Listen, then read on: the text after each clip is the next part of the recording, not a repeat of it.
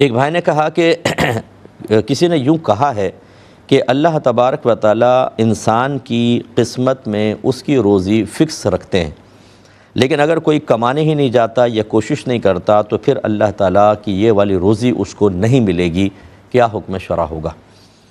جی بالکل غلط کہا، یہ نہیں ہے۔ دیکھیں، تقدیر کے مسائل پر بغیر کسی معلومات کے اور اوتھینٹک اس مسئلے کو سمجھے بغیر کسی اوتھینٹک ذریعے سے اس طرح کی کلام کرنا یہ آپ کی آخرت کی بربادی کا سامان ہو سکتا ہے، کیونکہ تقدیر کا مسئلہ جو ہے یہ ضروریات دین میں سے ہے۔ ضروریات دین سے مراد وہ مسائل ہیں کہ جن کا انکار کرنا آپ کو کافر اور مرتد کر دے گا۔ مرتد، آپ بالکل دائرہ اسلام سے خارج ہو جائیں گے۔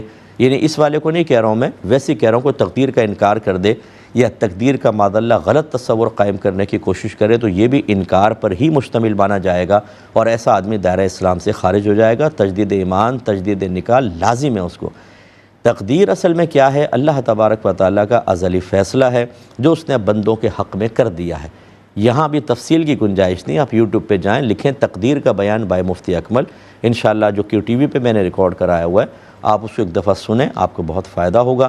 اور یہ بس یاد رکھیے کہ اللہ تبارک و تعالیٰ نے ازل سے جو ہماری قسمت میں لکھ دیا ہے، یعنی جو ہمارے لیے فیصلہ کر دیا ہے، آپ کمانے جائیں نہ جائیں، آپ پلنگ پہ پڑے سوتے رہیں یا سخت محنت کریں، اتنا ملے گا جتنا اللہ تعالیٰ نے آپ کی قسمت میں لکھ دیا ہے۔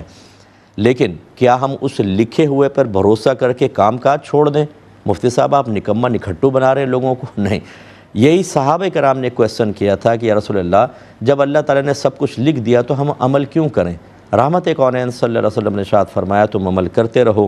اللہ تعالیٰ نے جس کے لیے اللہ نے اس کو پیدا کیا، اللہ تعالیٰ اس کے لیے وہ چیز آسان کر دے گا۔ یہ میں اپنے الفاظ میں مفہوم بیان کر رہا ہوں۔ مراد یہ ہے کہ نبی کریم صلی اللہ علیہ وسلم مسئلہ تقدیر یقیناً ہم سے بہتر جانتے تھے، لیکن آپ نے اس کے باوجود عمل کا حکم دیا۔ عمل کرتے رہو، اس کا نتیجہ اللہ پر چھوڑ دو۔ یہی وجہ ہے کہ بعض اوقات ہم گھر میں بیٹھے ہوتے ہیں، کوئی محلے سے چیز آ جاتی ہے پکی پکائی، ہم کہتے ہیں یار کاش کچھ اور مانگ لیتا، وہ بریانی آ جاتی ہے، کوئی حلوہ آ جاتا ہے، بغیر مانگے آ گیا، نہ کوشش کی نہ کچھ سامنے پہنچ گیا۔ اور بعض اوقات ایک آدمی رات دن محنت کرتا ہے لیکن اس میں ناکام رہتا ہے، رزلٹ اس کی مرضی کے مطابق نہیں نکلتا، تو یہ سمجھ جائیں کہ اللہ تعالیٰ کی تقدیر درمیان میں آڑے آ گئی۔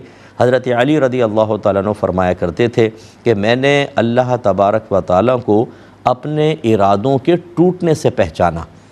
یعنی اور بھی ذرائع تھے، مراد یہ کہ میں پختہ ارادے کرتا تھا کہ یہ کام کروں گا، اور اس کے بعد وہ ارادہ پائے تکمیل تک نہیں پہنچ پاتا تھا، تو مجھے یقین کامل حاصل ہوا کہ ایک ذات ضرور ایسی ہے جو میری پرفیکٹ تدبیر، میری حکمت، میری پلاننگ، میرے ارادوں کے راہ میں رکاوٹ بن کر میرے ارادوں کو تکمیل تک نہیں پہنچنے دیتی۔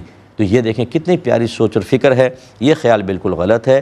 اللہ نے اگر روزی فکس کی ہوئی ہے، ہمارے لیے لکھی ہوئی ہے، تو آپ چاہے کوشش کریں نہ کریں انشاءاللہ وہ ملے گی، لیکن نکمہ نکھٹو ہونا یہ میرے نبی کریم صلی اللہ علیہ وسلم کو محبوب نہیں ہے۔ ہمیں کوشش کرنی چاہیے، اس کے بعد مل گئی روزی بہت اچھی بات ہے، نہیں بھی ملی تو ہمیں اللہ کی رضا پر راضی رہنا چاہیے۔ اللہم صلی علی سیدنا محمد